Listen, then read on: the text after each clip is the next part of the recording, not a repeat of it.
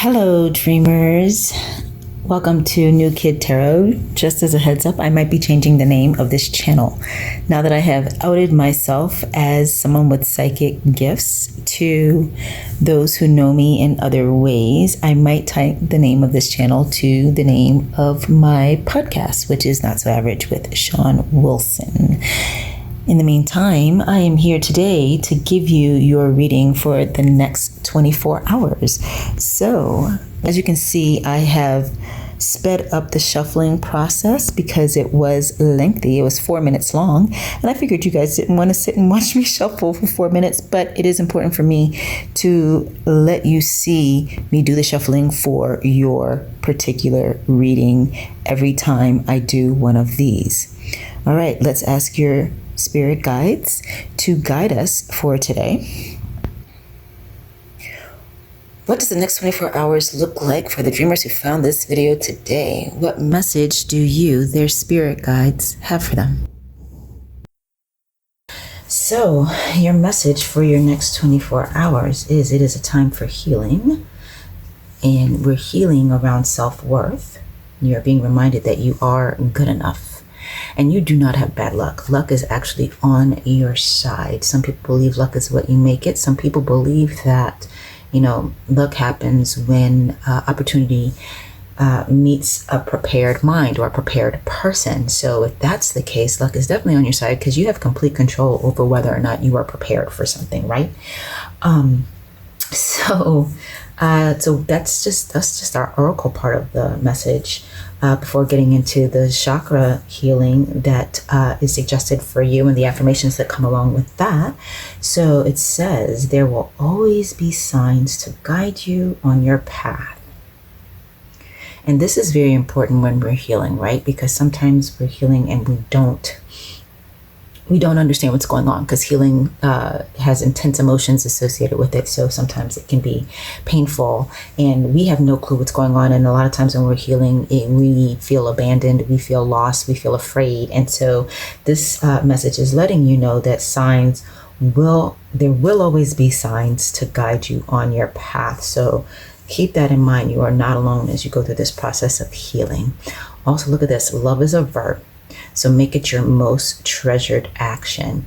And coupling that with the you are good enough, I mean, come on, this is really great because it's letting you know that the feeling of being good enough comes first with loving yourself and loving yourself through action. Not just saying, I talk about this in my podcast. I have a podcast called Not So Average with Shawn Wilson, and I talk about this in my podcast, the difference between self-esteem and self-worth.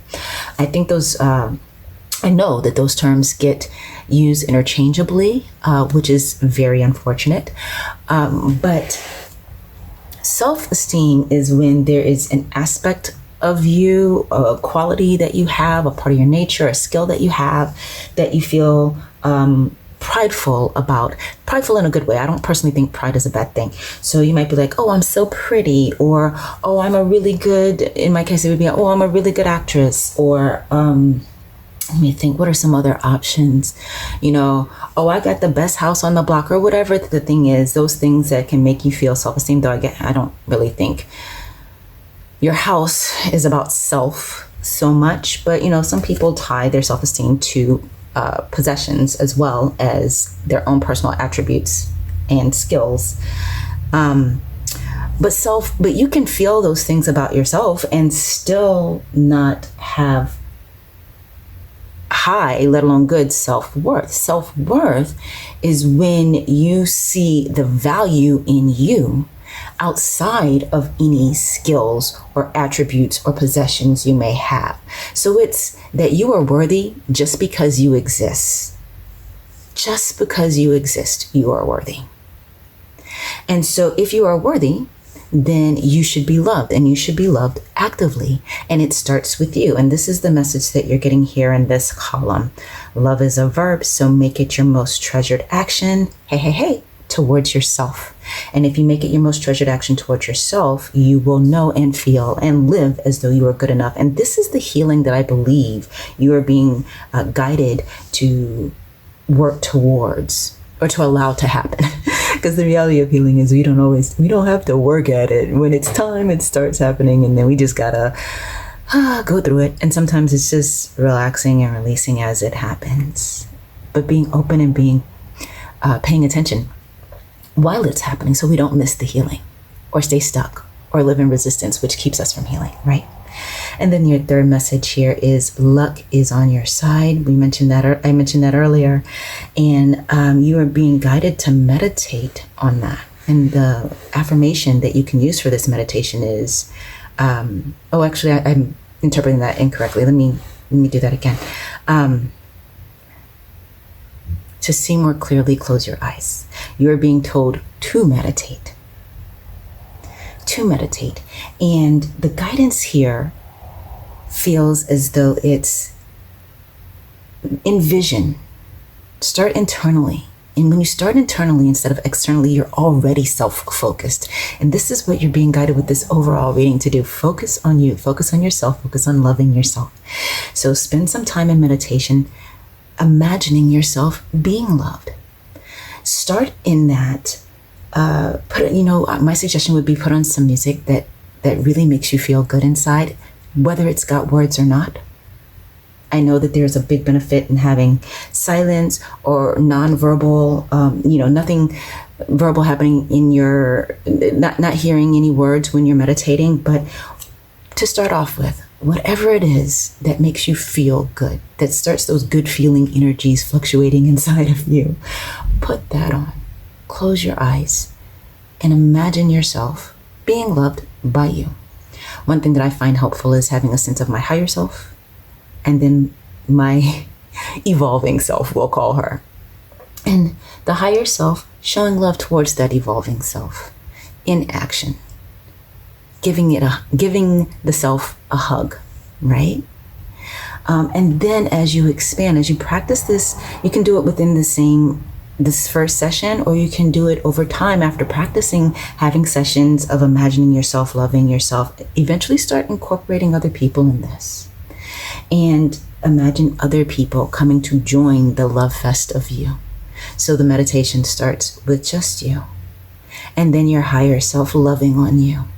And then others coming along and loving on you. And the one caution that I would give for that is don't make it someone that you feel a struggle to get love from right now.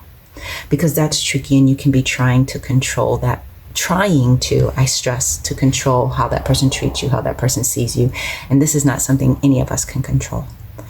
But let it be almost like a animated film in your head, or a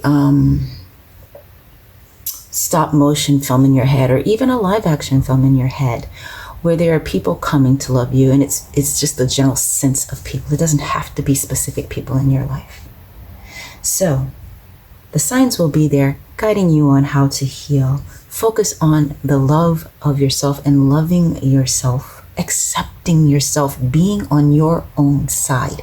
That is the main way, I think, in which we sometimes fail to love ourselves. We betray ourselves for the sake of what's best for other people, or what other people have said about us, or other people's criticisms, whatever it is. Love yourself. You are good enough. And luck is on your side is our third column. And again, as you meditate this feeling of love, this receiving of love, your vibration will raise. And whenever our vibration is high, life tends to flow for us, and things turn to work for us, and we tend to feel lucky. These three things go together for you. There is unity in them. Look at the unity in these colors. And there's unity in your overall message as well. And then our tarot card that we pulled today is the 9 of Wands. And the 9 of Wands is bringing you the message that the rough time that you've gone through is over. It is over. You do not have to go through that anymore. Now you begin the healing. Look, he's even bandaged up. He's bandaged up. 2 reasons. One, because he's been through the hard time. It was a struggle. It's worn him down. It's been a thing. And actually, I want to rephrase that. It hasn't worn him down, but it's worked on him, right? He's been through it. But the second point of the bandaging is, we put on band-aids or we get bandaged up when we are in a period of healing.